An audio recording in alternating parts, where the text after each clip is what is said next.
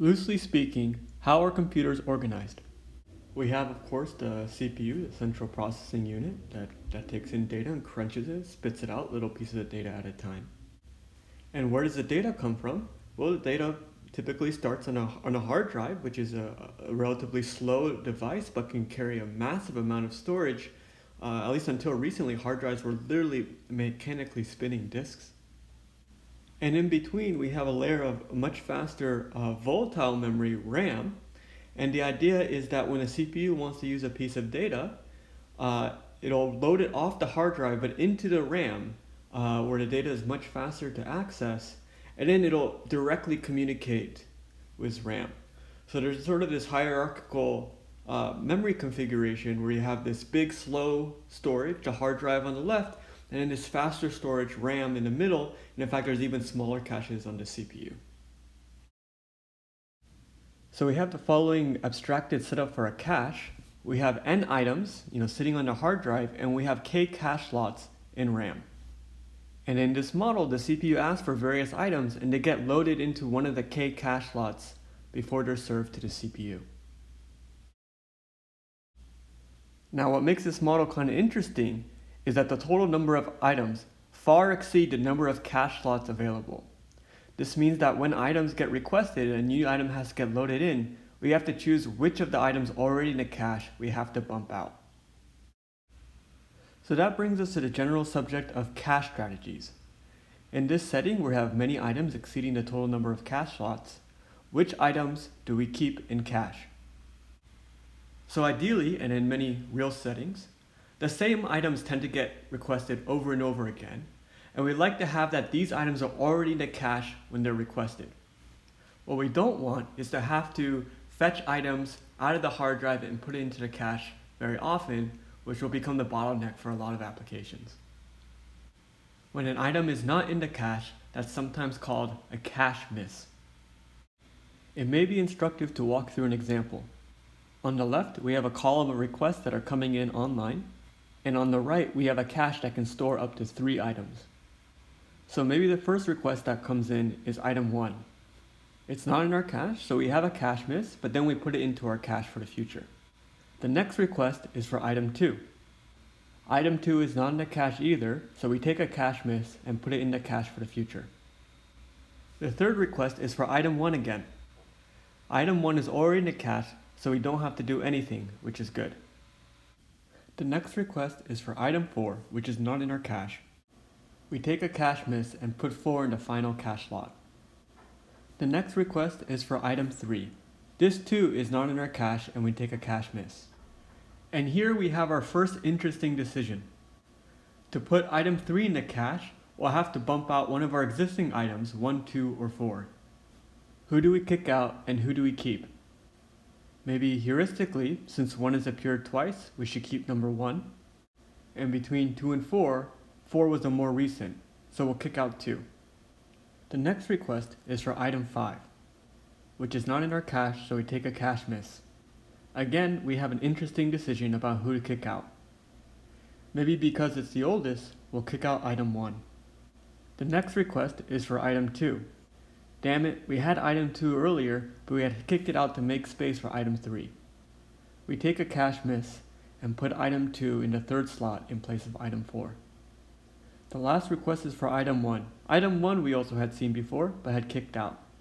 We take another cache miss and put item 1, say, in place of item 3. So that's sort of the game we play, where we have these requests coming online and the cache tries to guess which item might be coming up later.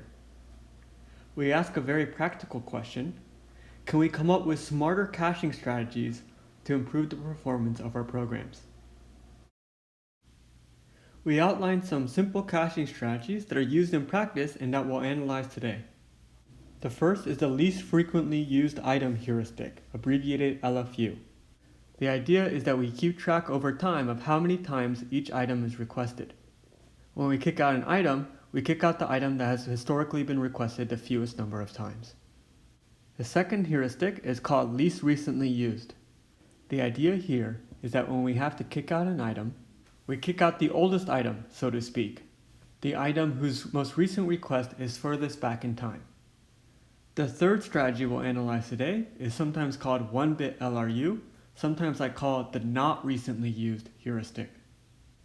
The idea is to use some marking to keep track of which items haven't been most recently used.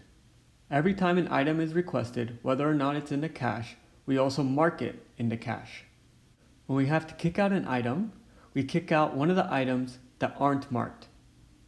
If all of the items in the cache are already marked, so there's nobody to kick out, then we'll remove all the marks from all the items and then try again. This approach is actually more general than least recently used. You can interpret least recently used as a special case of the marking strategy. How do we analyze these cache strategies? Typically, we would take a worst case point of view. We would simply count up the total number of cache misses, come up with some kind of upper bound, and then try to minimize this upper bound. That'll give us a reasonable handle on the worst case performance of a cache strategy. While this perspective is clean and simple, it's a bit problematic because the adversary can always request a new item and force a cache miss. In this case, the total number of cache misses is unbounded and all the cache strategies look equally bad. This is an interesting situation we find ourselves in that challenges us at a higher level of thinking. At the moment, we don't even know how to analyze cache strategies and quantify the difference between them. We should not despair at the fact that worst case analysis does not apply. The real goal is to come up with better cache strategies. Worst case analysis is just one intellectual framework to help us differentiate one algorithm from another. Perhaps for caching, it's the wrong intellectual framework. So the key step here is to reframe the analysis in a reasonable way. Here we will take a new competitive perspective on caching. We want to show that if there is a good cache strategy for a fixed sequence of requests, say the requests happen to be really predictable like in practice, then we want an algorithm that's able to find a comparably good cache strategy. For example, suppose our series of requests is such that it's actually possible to have only m cache misses over all of the requests. In that case, can we also get the same number of cache misses, m, less than equal to 100 times m? Maybe we get a bound that also depends on the size of the cache, like m times k. We'll do a type of analysis called competitive analysis. The goal is to minimize the ratio of the number of misses by our algorithm compared to the optimal possible number of misses in hindsight. In a sense, we're trying to approximate the best possible cache strategy in hindsight. We start by the competitive analysis of the least frequently used cache strategy. We will give a relatively simple example that shows that the competitive ratio of LFU is rather bad. Our example has 3 items and a cache of size 2.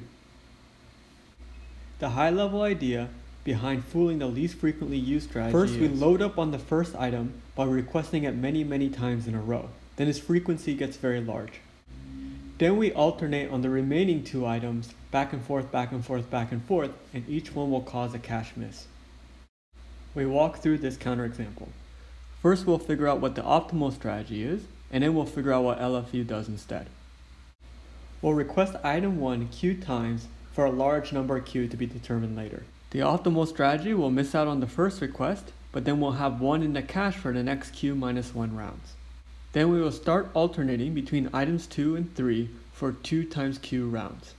The first 2 creates a cache miss, but then we have 2 loaded up for the future. The first request for item 3 also creates a miss, but then we can evict 1 and have 2 and 3 both loaded into the cache. The remaining requests alternate between 2 and 3, and we don't have any more cache misses. Now let's see what least frequently used would do on this series of requests. Of course, it misses out on the first request, but then has 1 in the cache.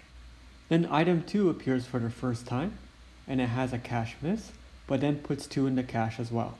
Then item 3 comes, which creates a cache miss. Here, because the frequency of 1 is already so high, rather than kicking out 1 like the optimal solution does, the least frequently used heuristic will keep 1 and kick out 2. That creates a cache miss on item 2. And then it makes the same mistake. Because the frequency of 1 is so high, rather than kicking out 1, it kicks out 3. That leads to another cache miss on the next item 3.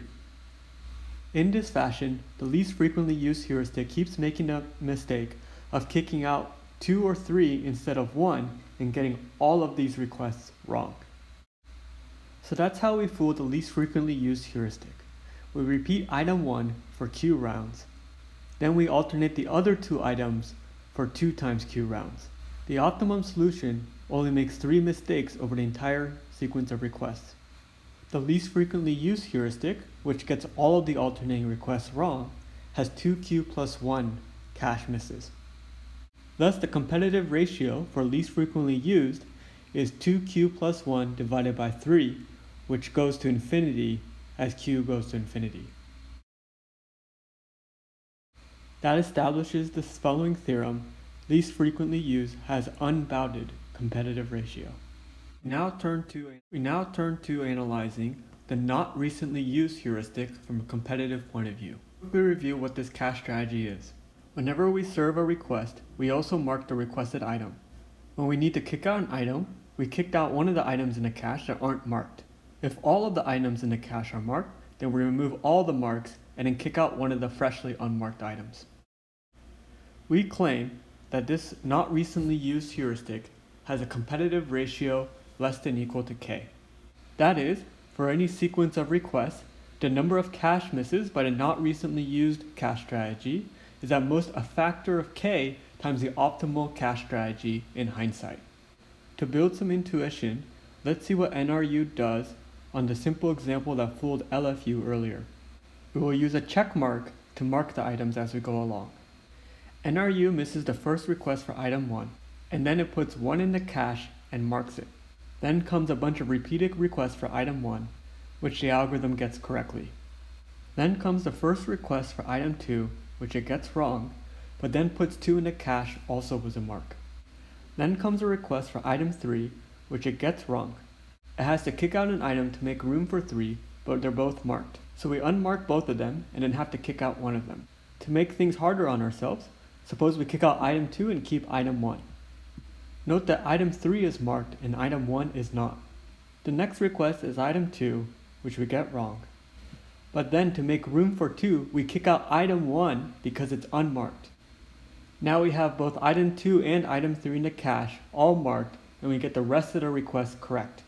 So on this simple example that tortured LFU, NRU has only 4 misses. So having done an example, let's now go back to our claim that NRU has a competitive ratio less than equal to k. Proof. Consider any arbitrary sequence of requests E1, E2, E3, and so forth. Each EI represents an item being requested.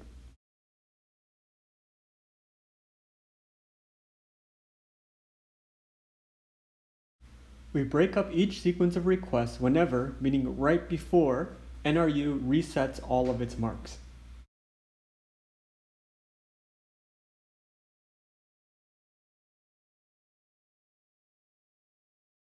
We will call each of these subsequences a run.